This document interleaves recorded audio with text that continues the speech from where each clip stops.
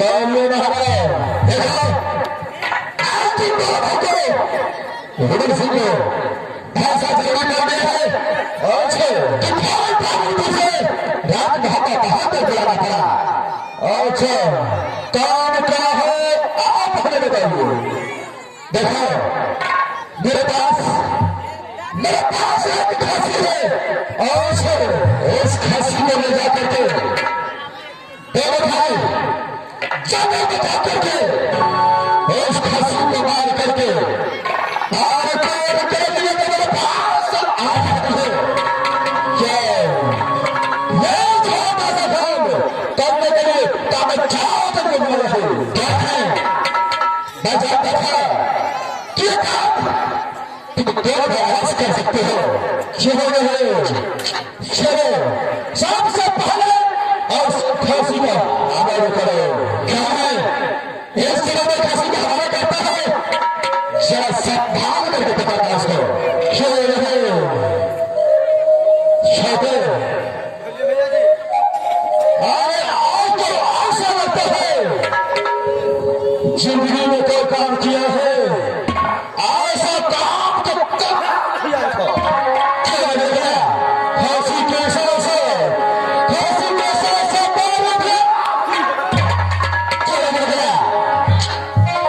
ये तो फांसी के बात करके मेरे घर को बुलाता है ठीक है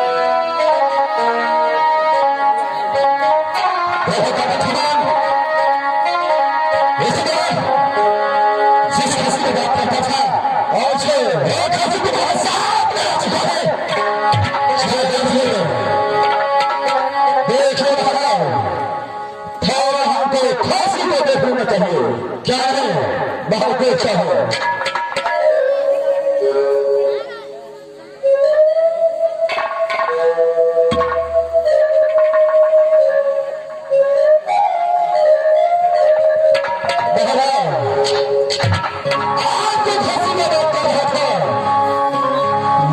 छोटा सा बालक है आपको कौन सा गुनाह किया है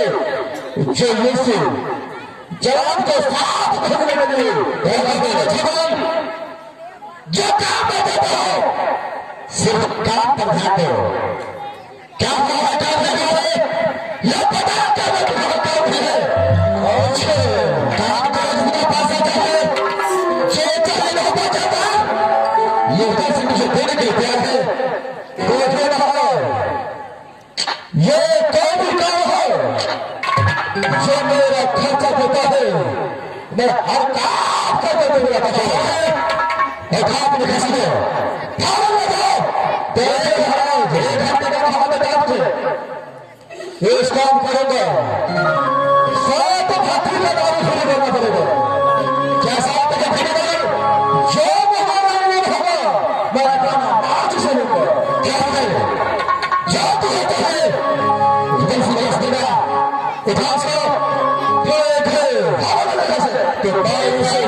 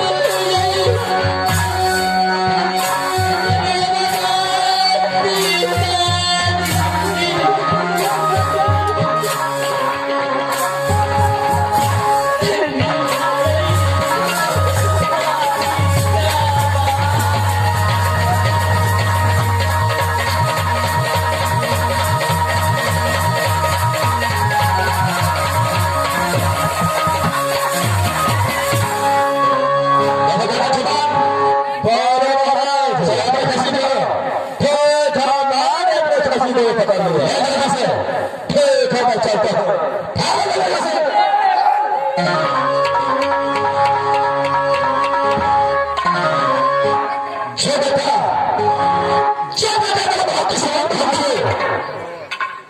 इसके साथ ऐसा गलत व्यवहार किया है, ये पेपर है ऐसा दुश्मन है जो सामने सामने पीछे से बात करता है, कबाब में से चाप के बचेगा। एक घंटे के बहुत हफ्ते से चलता जब एक घंटा में आ जाएगा और तेरे भाग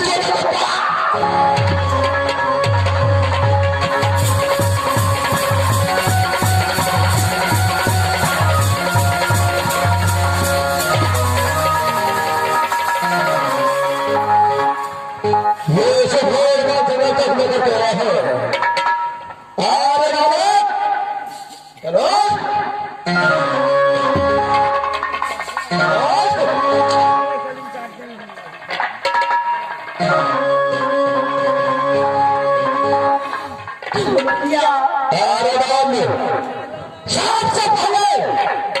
तुम्हारे खाने पीने का बिल कहाँ से चली करते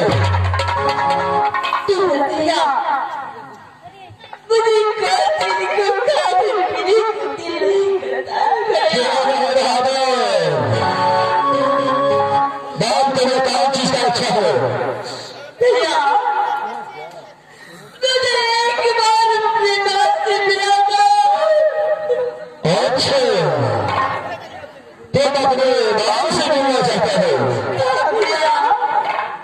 देखो तुम तरफ का होता है तो मुझे खेतन को तो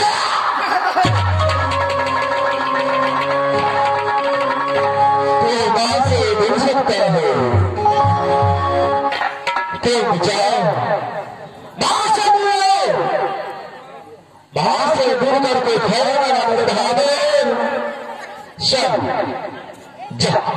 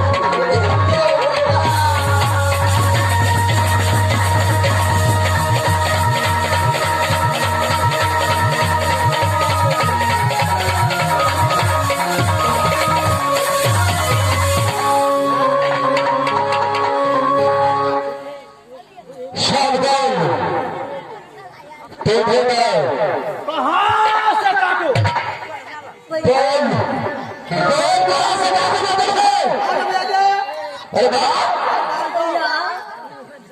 भाई मैं तुम्हें कहा से जाते क्या मेरे से मिलना चाहते हैं क्या तुम्हारे विश्वास है ठीक है तो मैं तुम्हें आज मेरे से मिलाऊंगा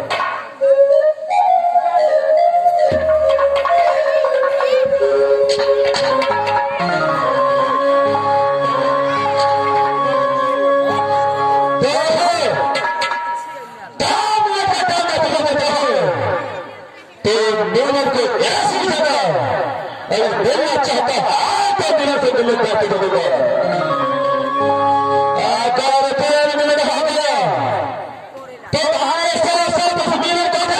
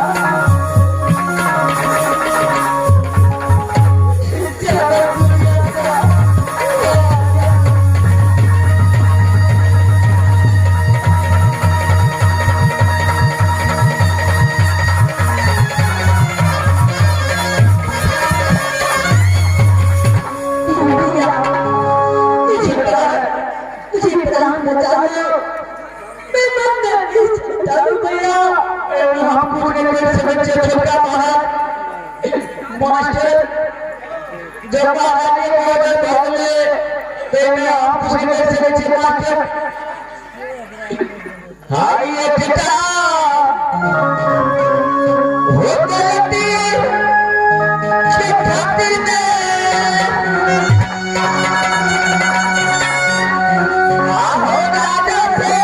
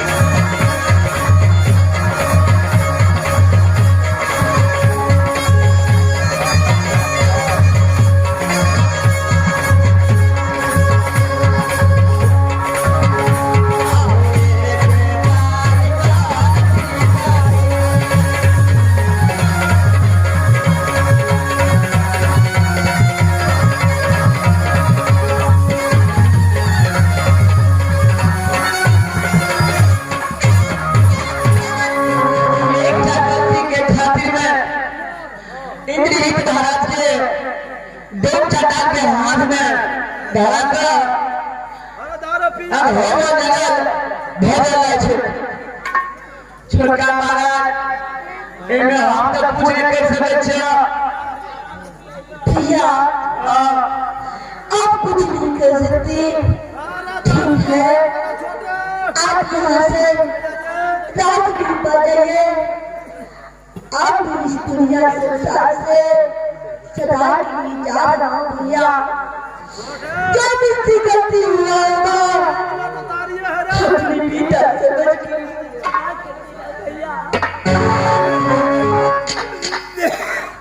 मास्टर जी ने बचने छियै सोने छै बचा दै छियै तो महाराज के हाथ में हम मार दै छियै अच्छा तुम दिमाग लगा था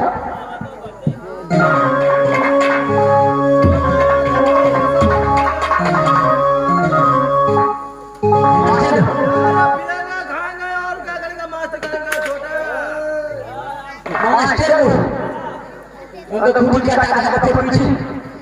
ये करते ना के भाजी वो दिमाग में क्या लगा कौन सा दिमाग है भैया दिमाग में क्या तो बड़ी नींद के लगा महाराज लेकिन सूट का पता ना महाराज कहीं का भाई धान के धान से ना आगे पड़ा वाला है हम अरे बाबू महाराज भैया राजमाता से तक क्या करता था भैया जी दो चढ़ा हाथ धर के महाराज भैया जी महाराज तक सामने पीछे में रुदल महाराज तक छेड़े पीछे लो भैया जी अच्छा बाबू से हो एक थोड़े में लगाओ एक कोई काटा वाला हो ए बीबी वाला मिला से छोड़ दो